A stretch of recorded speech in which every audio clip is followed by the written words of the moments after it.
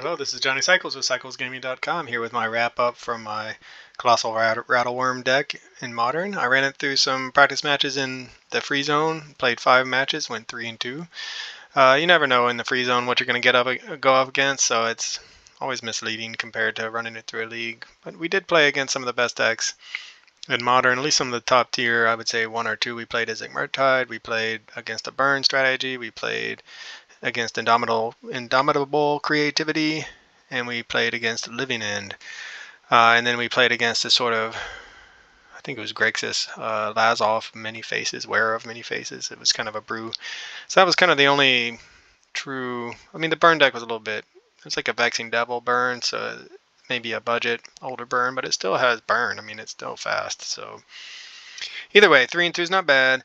I thought the deck did what I thought it would do. We competed really well against what I would consider fair decks, like a Murktide or Burn, where you're, I mean, I don't know if Burns are really fair, but a creature heavy burn makes it a little bit more fair. Anyway, against decks that are looking to attack and kill you that way versus the unfair decks like Indomitable Creativity and Living End, we lost both of those matches. However, we were able to get, I think, a turn 4 win against Indomitable Creativity, so the potential's there. But against the unfair decks, it's really strains our resources. This is why we're splashing black, but we only have the 3 Thoughtseize. So we're not really competing on the same axis as those decks, and since we're a fair deck, if we don't have a fast start backed up with some of our sideboard hate, we just aren't going to be able to keep up with what those unfair decks are doing, and that comes as no real surprise. Overall, I was really impressed with Rattlewurm. Just 6/5 trampler, really good. Goldvein Hydra and Questing Beast. Well, Questing Beast is a known amazing card for me. Goldvein Hydra continues to impress me. Steel Leaf Champion, the triple green keeps it from being played, does die to Fatal Push, but 5/4, man, it's really good. So on the back of, I think it was turn 2 Steel Leaf into Questing Beast, we were able to get a turn 4 win. Grook's Uprising was probably the most disappointing card, and I would cut it for something else. Werewolf Pack Leader has a lot of upside, but I think cutting Werewolf Pack Leader and Grook's Uprising for something like Tarmogoyf plus Mishra's Bauble would give the deck a little bit more power and some card draw. Hex Drinker, I mean, it's such a powerful card.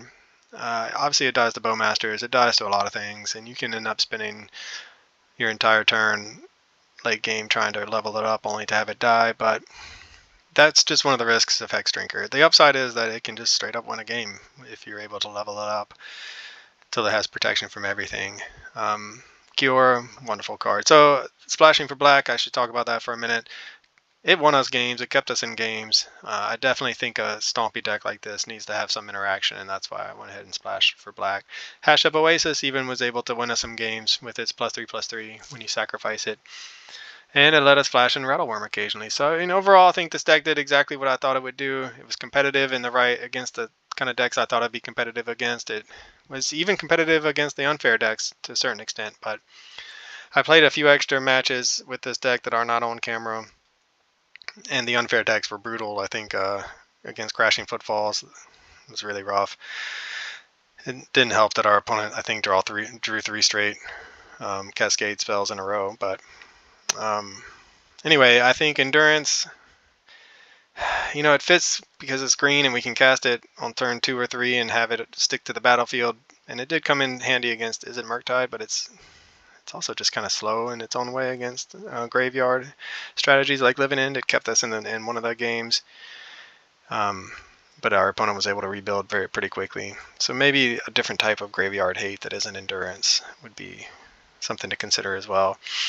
This is all pre-Modern Horizons 3, though, so I think moving forward with Modern Horizons 3, I'm not sure exactly what I would do to change the deck. There are quite a few new green and black cards that are, I think, worth considering, and I will probably get to that. I don't know. I have a long list of decks I want to try out, and with Modern Horizons 3, I'm pretty excited. So Rattlewurm is going to be put on the shelf for a little while. Mono greenish Stompy will be put on the shelf for a while. I'll come back to it after I test out some of these other MH3 decks that I have in mind. So, but I hope you enjoyed the gameplay. I hope you enjoyed the bonus article. Happy Father's Day to everybody, and I hope you have a great Sunday. Thanks for watching. This is Johnny Cycles. I'll catch y'all on the next one. This has been another edition of Keeping Modern Janky with Johnny Cycles. Thanks for watching. Be sure to check out my website, cyclesgaming.com, for original Magic the Gathering content. You can read about my Commander decks or my Janky Modern brews. My latest article is about the Zombie Precon and its effect on Commander. I give you a couple different deck lists. If you're interested in a science fiction / fantasy novel, be sure to check out my book, The Podcon. I'm publishing it serially, a couple chapters every month. Again, thanks for watching. Check me out on YouTube, Johnny Cycles. Click that subscribe button. I'd really appreciate it, and I'll catch you on the next one.